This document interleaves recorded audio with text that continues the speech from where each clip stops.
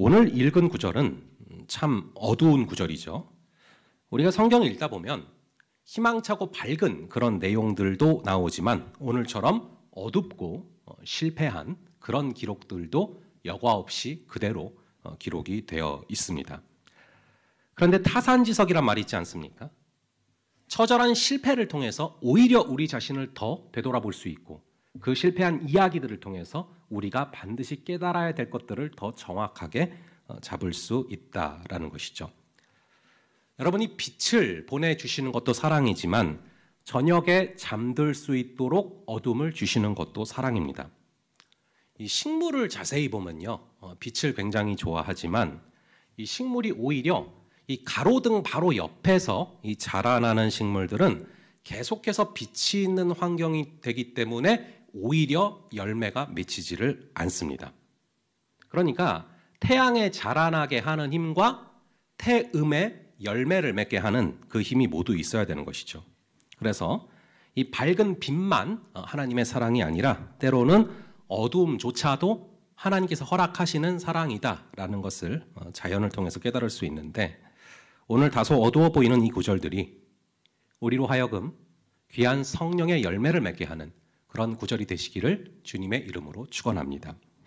저희 한번 12절의 말씀, 오늘 본문 12절의 말씀을 함께 읽어보겠습니다. 여기서 말하는 진영은 에벤에셀인데요.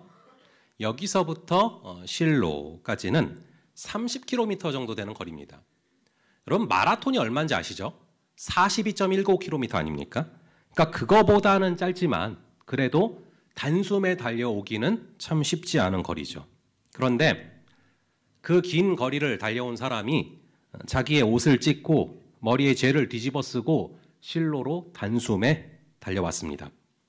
이 장면만 딱 봐도 이스라엘 사람들은 굳이 말을 하지 않아도 다 압니다. 굉장히 부끄럽고 수치스럽고 통탄할 만한 그런 일이 생겼구나.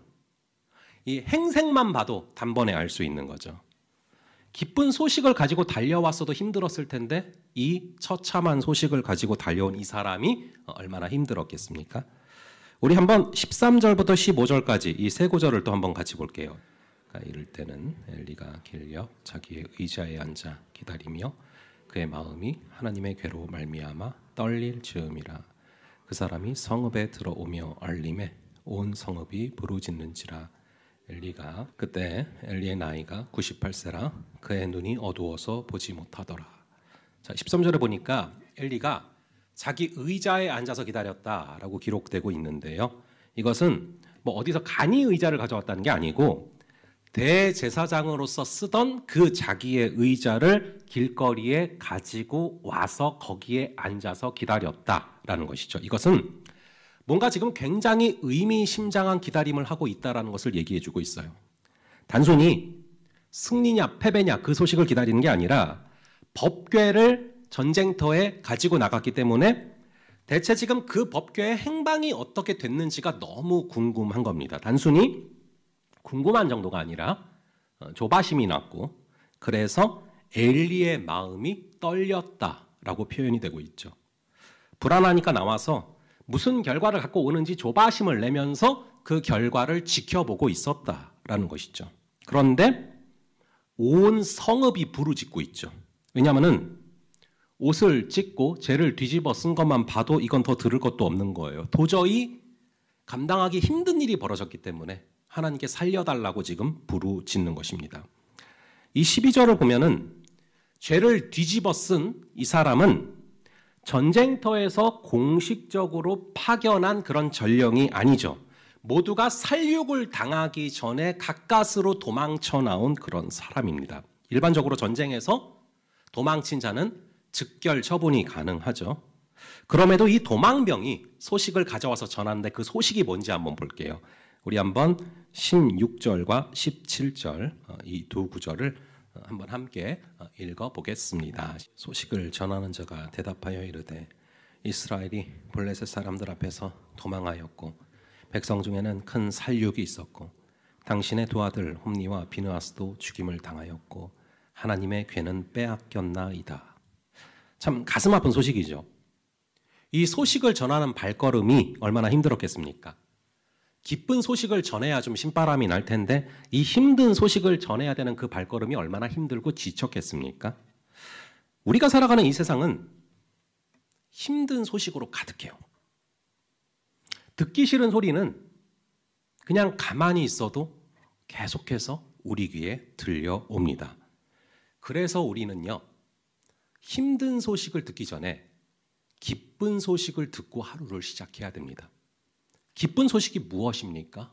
복음이죠. 하나님의 말씀이죠. 눈 뜨자마자 우리가 세상의 소식을 듣고 시작하면 낙심되기가 쉽습니다. 그래서 여러분 눈 뜨자마자 세수 안 해도 하나님이 다 이해해 주시니까 성경부터 펼치시고 말씀으로 시작할 수 있는 그런 저와 여러분 되기를 간절히 바랍니다. 이 말씀으로 시작하는 사람과 뉴스로 시작하는 사람은 인생이 다를 수밖에 없습니다. 당연한 얘기 아닙니까? 인풋이 다른데 어떻게 아웃풋이 똑같겠습니까? 굳이 찾아 듣지 않아도 나쁜 소식은 계속해서 하루 종일 들려오지만 기쁜 소식은 내가 의도적으로 찾아 듣지 않으면 들려오지 않는다라는 것이죠. 제가 얼마 전에 이 회사에서 고위 임원급까지 올라가는 사람들의 공통점에 대한 컨텐츠를 우연히 본 적이 있는데 굉장히 인상적인 부분이 있었습니다. 의외로 고위 임원급들 가운데 이 낙천적인 분들이 많다는 거예요.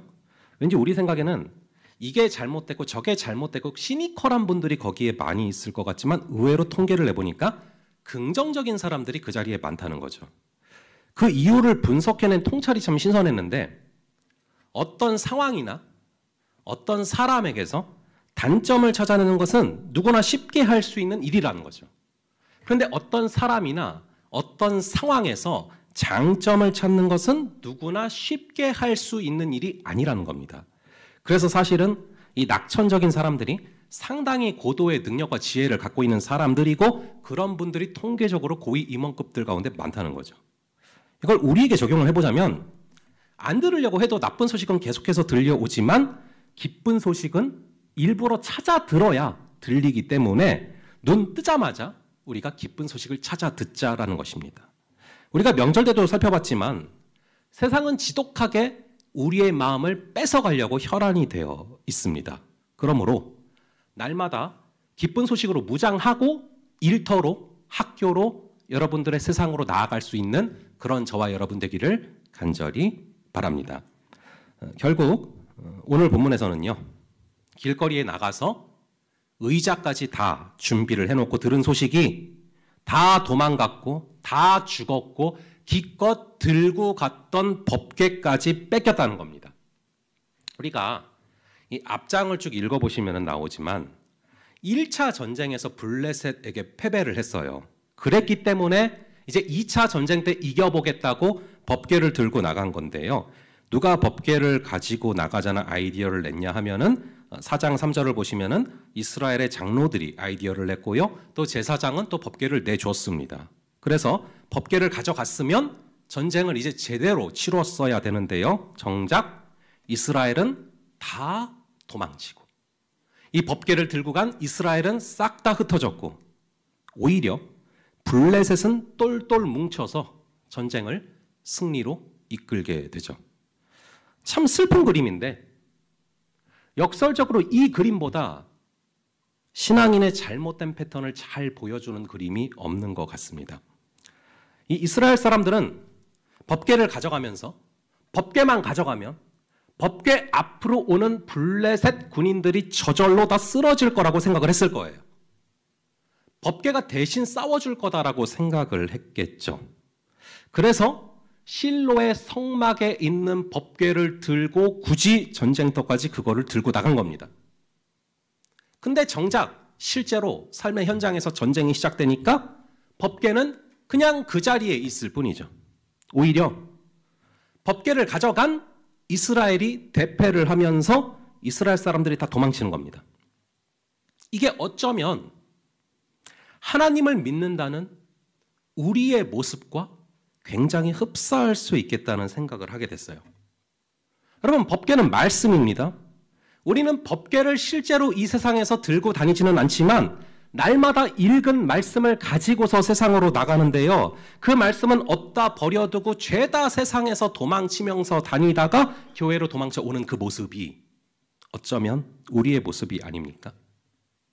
이 법궤가 대신 싸워줄 거다라고 생각을 하면서 신앙이 내 일을 그냥 다 대신 해줄 거다라고 착각을 하면서 어떻게 보면 경쟁력이 없는 사람, 그리고 영향력이 없는 모습이 우리의 모습일 수도 있습니다. 여러분, 우리는 100% 하나님께 달려있다라는 그런 믿음으로 살아감과 동시에 100% 나에게 달린 것처럼 최선을 다하면서 살아가야 합니다. 저는 직업이 설교자니까 설교로 한번 예를 들어볼게요. 제가 설교를 전하는 것은 하나님의 말씀을 전하는 거고 하나님의 음성을 대언하는 거죠. 뭐 맞는 말입니다. 근데 제가 설교자인데 설교자인 제가 이렇게 논리를 가지고 생각을 하고 이렇게 말을 한다고 한번 생각을 해보세요. 여러분, 설교는 하나님의 말씀이니까 제가 뭐를 전하든 어떻게 전하든 대충 전하든 말든 하나님의 말씀이니까 그냥 들으세요. 이러면 안 된다는 거예요. 설교는 분명히 하나님의 말씀이고 하나님의 음성을 전하는 시간이지만 그래도 그거를 전하는 통로는 인간 사람인 저이기 때문에 정말 목숨 걸고 설교를 준비해야 되는 게 맞는 겁니다. 100% 나에게 달려있는 것처럼 끝까지 최선을 다하는 게 맞는 거라는 것이죠. 저는 딴 거는 몰라도 말씀 전하는 건 프로가 돼야죠. 여러분들이 일상을 살아가면서 일상도 바쁜데 그 바쁜 시간 가운데 말씀 안에서 보화를 캐낼 시간이 없으니까 그래도 하나님이 적어도 한 명 정도는 밥 먹고 죽어라 말씀만 파라고, 밥 먹고 남는 시간 죽어라 말씀 파라고 저 같은 사람 세우는 거 아니겠습니까? 제가 2006년도부터 사역을 시작을 했어요. 그래서 작년 11월 말까지 항상 이제 토요일 저녁은 거의 초긴장 상태로 죽어라 말씀을 가다듬고 준비하고 합니다. 평상시 아무리 준비를 많이 해놨어도 그 전날 부으시는 영감이 있어서 그걸 알기 때문에 죽어라 준비를 해요. 끝까지. 제가 하나님을 안 믿어서 그런 게 아닙니다. 하나님을 믿죠. 하나님이 역사하실 것도 믿어요. 하나님이 역사하시는 것도 많이 봅니다. 그럼에도 제 부족함과 제 준비 안 됨 때문에 하나님의 역사가 조금이라도 줄어들면 하나님의 영광을 가리는 것이기 때문에 그것은 저에게도 여러분에게도 너무나 낭패이기 때문에 저는 진짜로 수능을 준비하기 전날처럼 그런 심정으로 준비를 합니다. 여러분, 100% 하나님께 달려있다라는 믿음으로 나아감과 동시에 100% 나에게 달려있다라는 그런 마음으로 또 최선을 다해야 돼요. 다시요. 100% 하나님께 달려있다라는 믿음으로 나아감과 동시에 100% 나에게 달려있는 것처럼 최선을 다하면서 우리가 살아가야 합니다. 그러니까 이 설교는 하나님의 말씀이니까 무조건 받아야지. 이것은 평신도의 입장에서는 너무 중요한 미덕이죠. 너무 귀한 자세가 맞죠. 그런데 제가 그 논리를 가지고 뭐를 전하든 그냥 다 들어 이러면서 어차피 하나님께서 역사하실 건데 대충 준비하면 되지 뭐 이러면은 안 된다라는 것이죠. 그러므로 여러분 우리 모두가 저는 이제 설교로 예를 드린 거고요. 여러분들 각자의 직장에, 각자의 직업에, 각자의 일터에, 각자의 학업에 한번 적용을 꼭 해보시기 바랍니다. 100% 하나님께 달려있다라는 믿음으로 나아감과 동시에 100% 나에게 달려있는 것처럼 최선을 다하며 살아가는 그런 저와 여러분 되기를 간절히 바랍니다. 그럼 여기서 하나 더 깊게 생각해 볼 것은 그렇다면 법궤의 효력이 없었냐? 그건 아니거든요, 원래.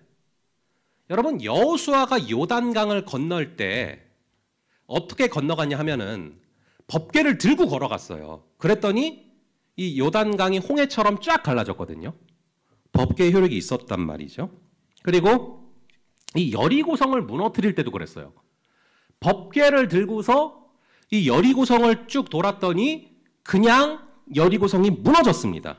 그러면은 그때는 됐는데 사무엘서에서는 왜 안 됩니까? 그 이유가 뭘까요? 우리가 여호수아서 6장 2절과 3절을 보시면 좀 더 정확해져요. 우리 여호수아서 6장 2절과 3절 한번 함께 이 2절과 3절을 한 목소리로 읽어 보겠습니다. 모든 군사는 그 성을 둘러 성 주위를 매일 한 번씩 돌되 엿새 동안을 그리하라. 특히 2절을 보시면 나오죠. 그 이유를 좀 아시겠습니까?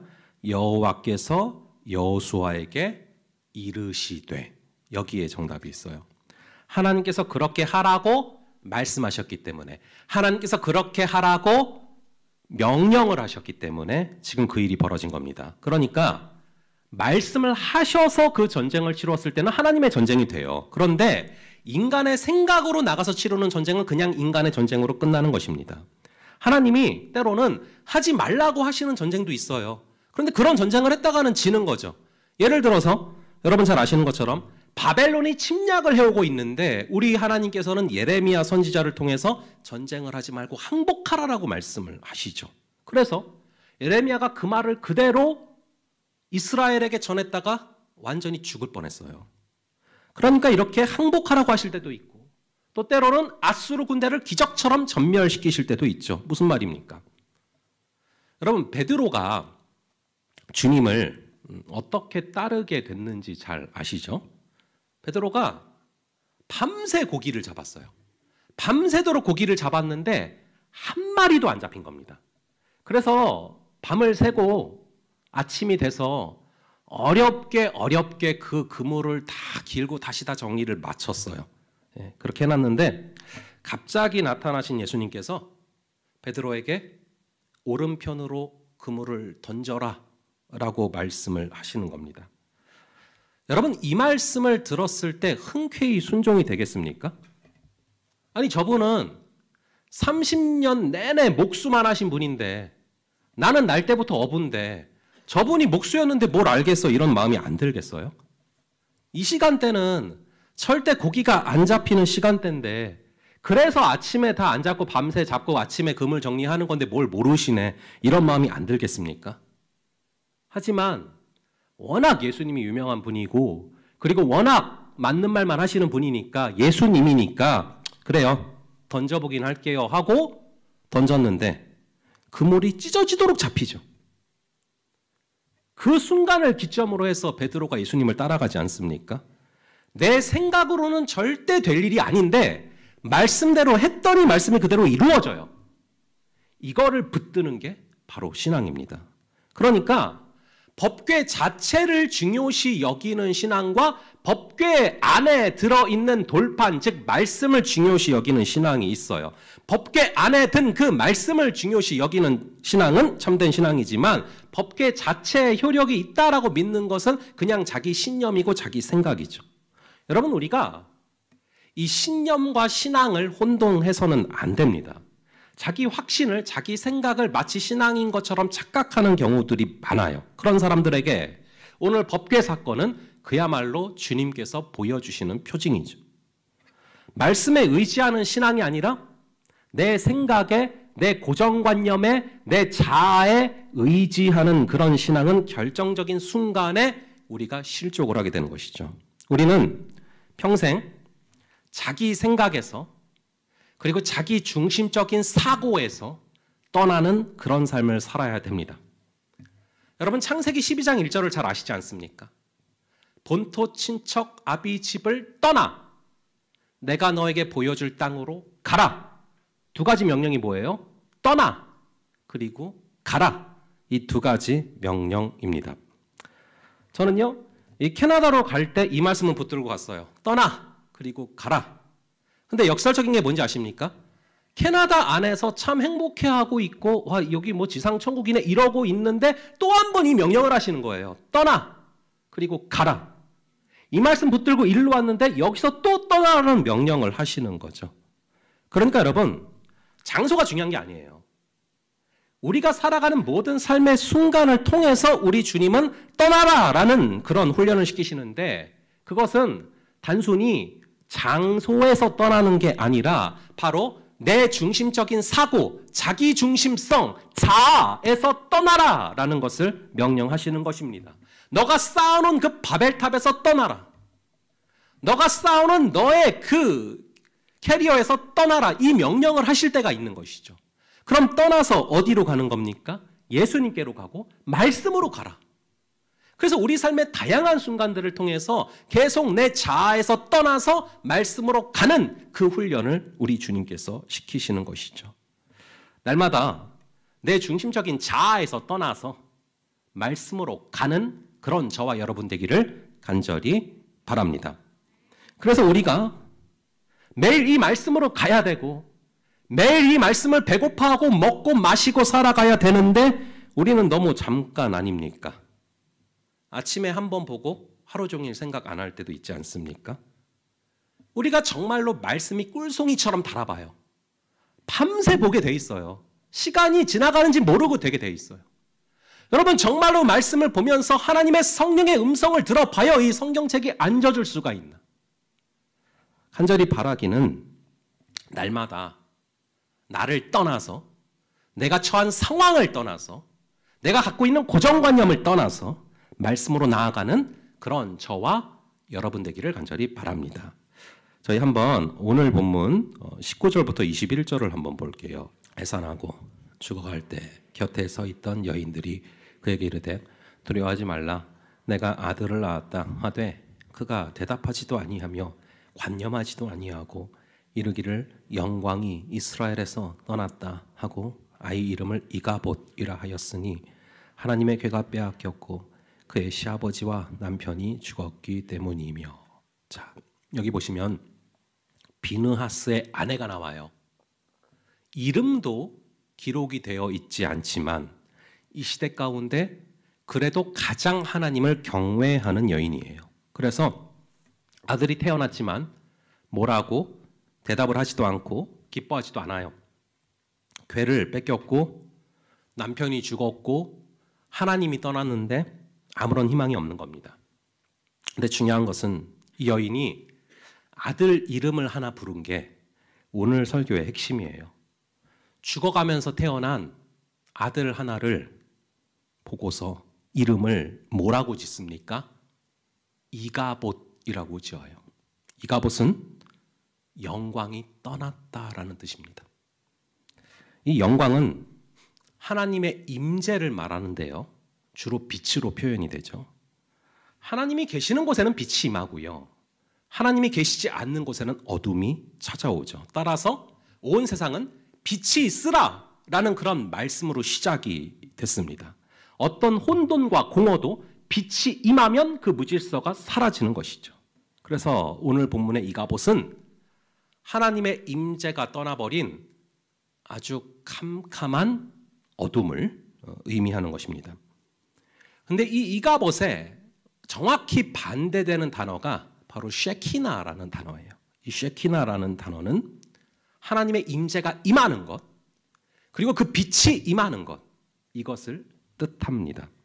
근데 제가 지난번에 이제 결혼식에 참여를 했다가 이 영광이라는 단어, 이 쉐키나라는 단어가 확 떠올랐습니다. 왜냐하면은 제가 그날따라 뭔가 이렇게 결혼식이 굉장히 집중이 잘 되는 그런 느낌이 드는 거예요. 이유가 있었어요. 구조적인 이유가 있었어요. 왜냐하면은 결혼식장 구조가 전체가 다 암전이 되고 신랑과 신부가 서 있는 곳에만 빛이 쫙 들어오는 그런 구조라서 집중이 잘 되는 거예요. 생각해 보니까. 그러니까 다른 건 다 캄캄해서 뭐 옆에 누가 있나 보이지가 않아요. 그런데 신랑과 신부와 주례하시는 목사님 계시는 곳에만 스포트라이트가 쫙 쏟아지니까 집중이 엄청나게 잘 되더라고요. 우리도 뭐 다 꺼버리고 이렇게 하면 더 잘 될까 모르겠어요. 근데 그게 이상하게 그게 잘 됐어요. 근데 그걸 보다가 하나님께 영광 돌린다는 게 바로 저거구나 라는 그런 생각이 들었어요. 그러니까 여러분, 내 마음이라는 무대가 있어요. 내 마음이라는 스테이지가 있어요. 여러분들도 다. 근데 내 마음에 이것저것 너무 많아요. 이것저것 너무 많은데 다른 것들은 다 암전이 돼서 보이지가 않고 내 마음속에 계신 그 주님께만 스포트라이트가 쏟아지는 그 상태, 그게 바로 주께 영광 돌리는 상태, 쉐키나인 거죠. 세상과 나는 간 곳이 없고 구속한 주만 보이도다.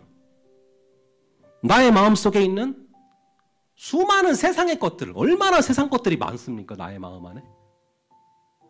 그 세상 것들, 그리고 나의 마음속에 지독한 내 중심적인 사고, 그런데 어느덧 세상과 나는 간 곳이 없고 내 마음속에 구속한 주에게만 스포트라이트가 쏟아져서 나머지는 다 암전되고 오직 구속한 주만 보이는 상태, 그게 바로 주께 영광 돌리는 상태라는 것이죠. 그런데 그게 아니라 계속 내 마음속에 내 중심적인 그 사고에만 빛이 쏟아지고 세상에서 추구하는 수많은 것들, 돈과 명예와 권력, 이런 것에만 스포트라이트가 쏟아지고 내 마음속에 계신 주님은 암전이 돼서 전혀 보이지 않는 상태, 그게 바로 이가봇인 거죠. 여러분의 마음은 이가봇입니까? 쉐키나입니까? 간절히 바라기는 세상과 나는 간 곳이 없고 구속한 주만 보이는 그 쉐키나가 우리들의 마음이 되기를 간절히 바랍니다. 그럴 때 우리는 내 중심적인 사고에서 떠나서, 나의 자아에서 떠나서 날마다 말씀으로 가는, 예수께로 가는 그런 우리 될 줄로 믿습니다.